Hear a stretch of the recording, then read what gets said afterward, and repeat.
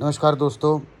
एक बात है समझने वाली, समझिएगा।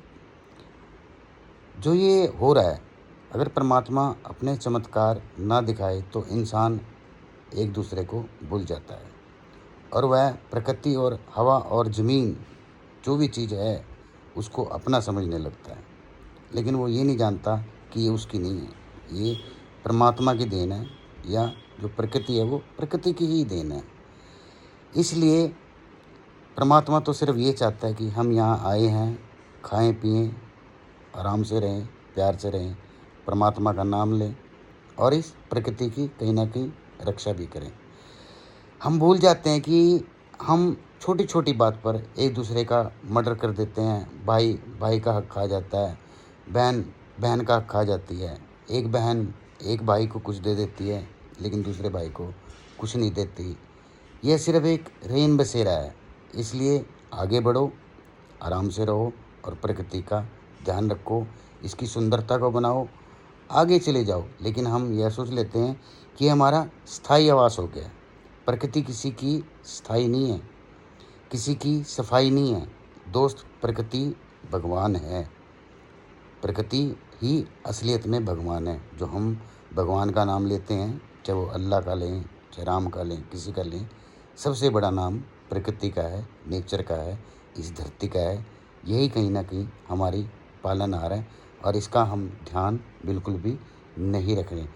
असलियत तो यह है कि हमारे को असली भगवान कभी देखा ही नहीं। हम मंदिर में भी जाते हैं, हर जगह जाते हैं, लेकिन भगवान तो हमारे चारों तरफ है। और यही बातें हैं कुछ दोस्तों सोचने वाली, समझने वाली, और हमें इन चीज़ों का ध्यान रखना चाहिए, प्रकृति का ध्यान रखना चाहिए। एक जो दौड़ लगी हुई है समाज में, एक दुनिया में जो एक दौड़ लगी हुई है आगे बढ़ने की, बड़ी बड़ी कारों की, बिल्डिंग्स की, अल्टीमेटली तो हमें एक सादा भोजन ही खाना है और जो हमें प्रकृति बड़े आराम से दे देती है।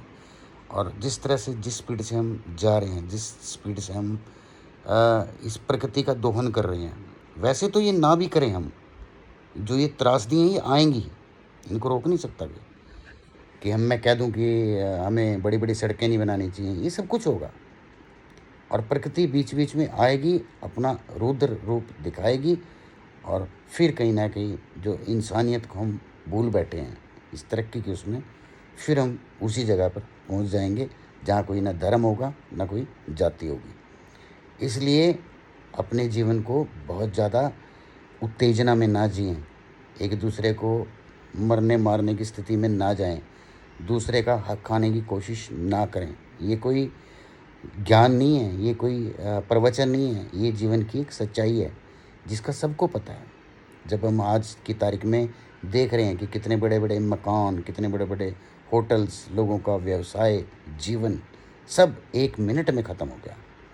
और अगर ये त्रासदी थोड़ी और हो जाए तो क्या होगा, फिर वहीं आ जाएंगे हम। जिस तरह से जो नदियाँ हैं वो अपना रास्ता, जो जिनका रास्ता हमने बदल दिया था, वो अपने रास्ते को खुद बना रही हैं। जो हमने कितनी भी बड़ी बाधा उसके आगे लगाई हो, हम उसको नहीं रोक पाएंगे। और ये तो कुछ घंटों का कमाल है।